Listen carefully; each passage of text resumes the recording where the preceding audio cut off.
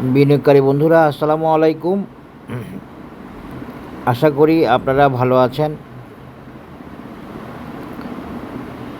আমি এখন আপনাদের সাথে তাকাফুল ইন্স্যুরেন্সের একটা আপডেটেড অ্যানালিসিস দেওয়ার চেষ্টা করব। যারা এই ইন্স্যুরেন্সটি হোল্ড করছেন এবং যারা নিতে চাইতেছেন তাদের জন্য এই অ্যানালিসিস বিশেষভাবে প্রযোজ্য হবে। সাথেই থাকেন।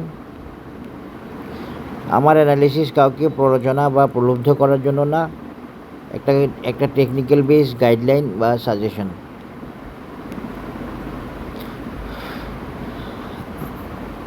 আমার অ্যানালিসিস ভালো লাগলে আশা করি আপনারা শেয়ার করবেন এবং সাবস্ক্রাইব করবেন।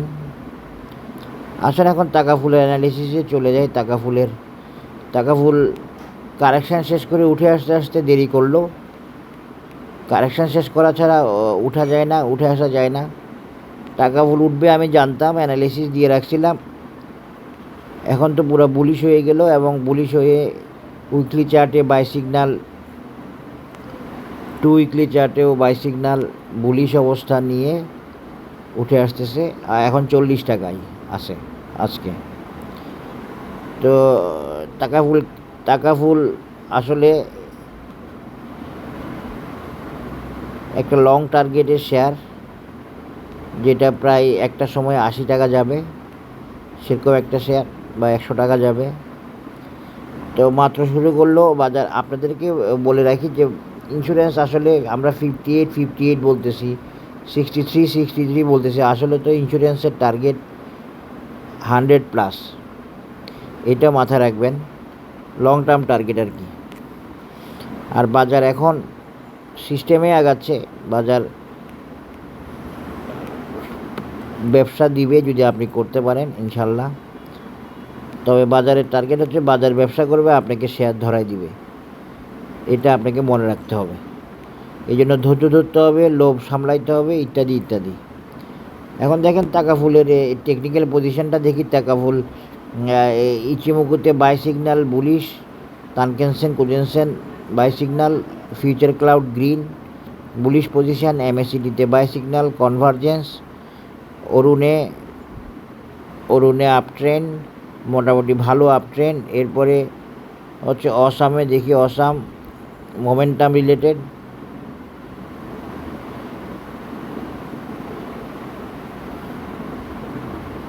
অসাম অসিলেটরে সুপার অবস্থা, সুপার বুলিশ। এ হলো তাকাফুলের আপডেট বা টেকনিক্যাল পজিশন। এখন আসেন দেখি আমরা, যেহেতু তাকাফুলের আপডেট দিচ্ছি, আমরা একটু প্যাটার্ন পজিশনগুলো দেখে একটা সাপোর্ট রেজিস্ট্যান্স বের করার চেষ্টা করি।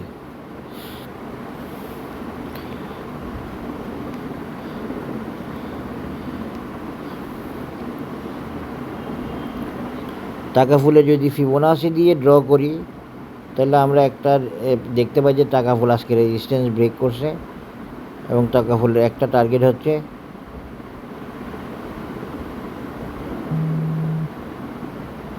46 টাকা। হ্যাঁ, একটা টার্গেট হচ্ছে 46 টাকা। তাকাফুলের একটা টার্গেট হচ্ছে 46 টাকা। এটা একটা ভাইটাল টার্গেট। এরপরে তাকাফুলে আরেকটা টার্গেট আছে 50 টাকা। 50 টাকাটা আরও ভাইটাল। 50 টাকাটাকে আমি ভাইটাল করে দিচ্ছি এখন আপনাদের সাথে প্যাটার্নের মাধ্যমে। আমরা একটা ক্লাসিক সি হর্স প্যাটার্ন আঁকার চেষ্টা করব, যেখানে আমরা পাবো একটা টেকনিক্যাল মেজারমেন্ট। ওই মেজারমেন্টের ভিত্তিতে আমরা তাকাফুলের অ্যানালাইসিস দিব। ওই ভিত্তিতে তাকাফুলের টার্গেট হচ্ছে 50 টাকা। ক্লাসিক সি হর্স প্যাটার্ন দিয়ে তাকাফুলের শর্ট টার্ম টার্গেট হচ্ছে 50 টাকা। আর আরেকটা রেজিস্ট্যান্স আছে 46 টাকা, 45 বা 46 টাকা। রেজিস্ট্যান্সটা ফিবোনাচি আর মূলটা হচ্ছে এই 50 টাকাটা হচ্ছে সি হর্স প্যাটার্নের। এখন আমরা যদি এটাকে টেনে উপরে তোলাই তাহলে দেখেন একদম মিলে গেল তাকাফুলের রেজিস্ট্যান্স 50 টাকা। সুতরাং 46টাও ভ্যালিড থাকলো, 50টাও ভ্যালিড থাকলো। 50টা এখন ওয়েল প্রুফ হয়ে গেল এবং 46টাও ওয়েল মেজার্ড বলা যাবে। তা আশা করি আপনারা বুঝতে পেরেছেন। টাকাফুল শেয়ারটা আসলে একটু ড্রাই শেয়ার, বাজারে শেয়ার কম পাওয়া যায় কিনতে গেলে। এই যে দেখেন এখন টাকাফুলের আরেকটা টার্গেট কত, আরেকটা টার্গেট হলো 63, নেক্সট টার্গেটটা হচ্ছে 63, যেটা আমি সি হর্স প্যাটার্নকে এক্সটেনশন করে দেওয়ার চেষ্টা করলাম। 1.618 লেভেলে এক্সটেনশন করছি ফিবোনাচি গোল্ডেন রেশিও। তো সব মিলে টাকাফুল তাহলে অনেক দূর যাওয়ার আছে।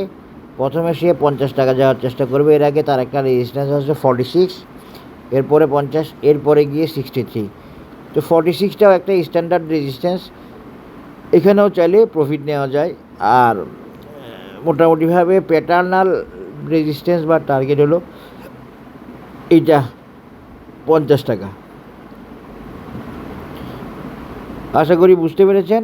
টাকাফুলের অ্যানালিসিসটা এখানে শেষ করলাম। অনেক দিন পরে টাকাফুলের রিভিউ দিলাম বা নতুন অ্যানালিসিস দিলাম, যেটা বলেন সমস্যা নাই। সবাই ভালো থাকবেন, ধন্যবাদ, আসসালামু আলাইকুম।